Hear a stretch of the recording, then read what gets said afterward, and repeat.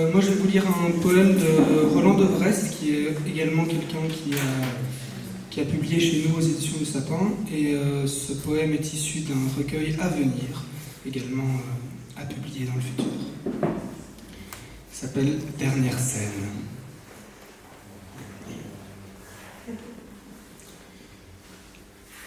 Il tombait à regret sur les pavés d'une ville une pluie agressive, musicale et lascive. Bientôt d'une rigole un ruisseau fut formé, emportant en ses flots un jeune homme tourmenté.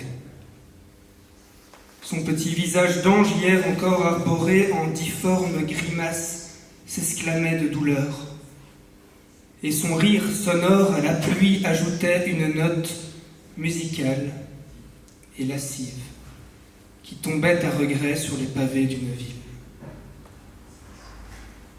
Ce jeune homme à tête d'ange, que pleurait-il? La beauté, m'a-t-on dit, offre le monde à l'être, et pourtant, dans ses traits difformés de regret, tout un monde affligé dansait en feu de joie. C'est le rire des démences, des tragédies voulues. C'était l'âge résigné des malheurs acceptés. On s'était dit pourtant, on s'était dit souvent que rien ne nous ferait tantôt pareil à ces ombres qui hantent les métros. On s'était promis, oui, on s'était promis que l'on serait au monde comme les anciens héros, pourfendant dans l'honneur la joie d'être tragique. Mais voilà qu'au passage d'un âge catégorique, on se surprend bientôt dans quelques apaisements à penser puis agir comme le font tous ces gens. Son pas foulait ses réflexions profondes. Les ombres se cachaient à l'ombre des bistrots, mais lui avançait, toujours riant. La pluie amie composait avec lui son ultime tragédie. Là, dans les cafés, les ombres abritées observaient avec rage cet arrogant passage.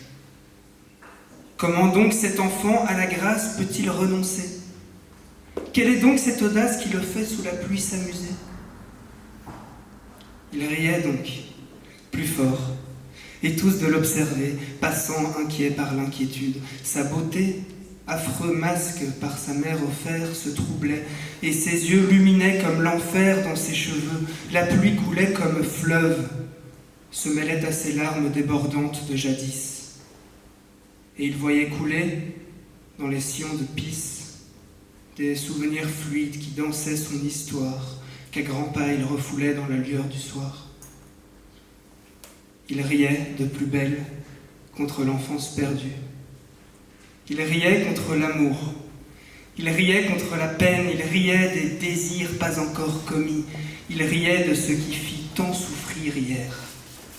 Oui, hier.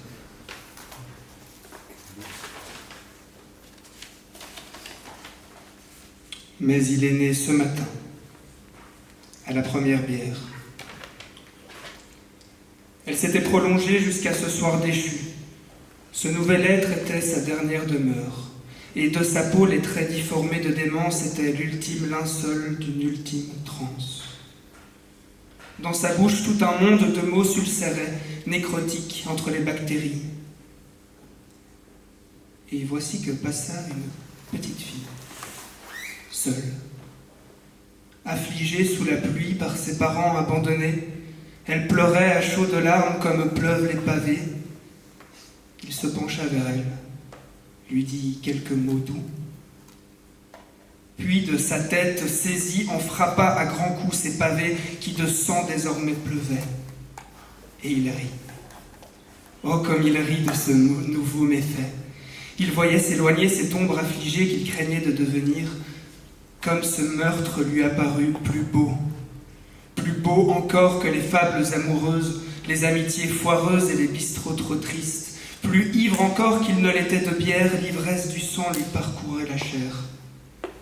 Et son cœur en cavale rigolait à la rue, emporté au tempo de sueur, corrompu par une vie de morale, d'éducation pétrie qui, dans un meurtre sans le moindre mobile, venait de prendre fin avec l'éclat sanguin. Il sentait en son fond fleurir comme une fleur une nouvelle peau. une dernière demeure. Il faut croire que, passant, 2 ou 3 gens de bien virent couler ce sang sans en comprendre rien.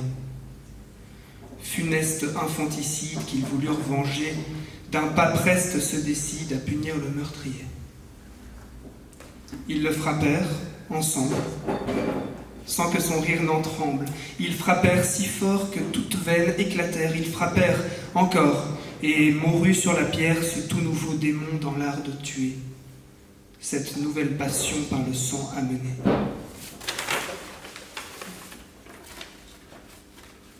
Si tu passes au badaud, aux heures noires de Bruxelles, pas loin de l'Amigo, prête donc l'oreille à ce rire dément que parfois l'on entend résonner encore au-dessus des sonores amusements bruyants.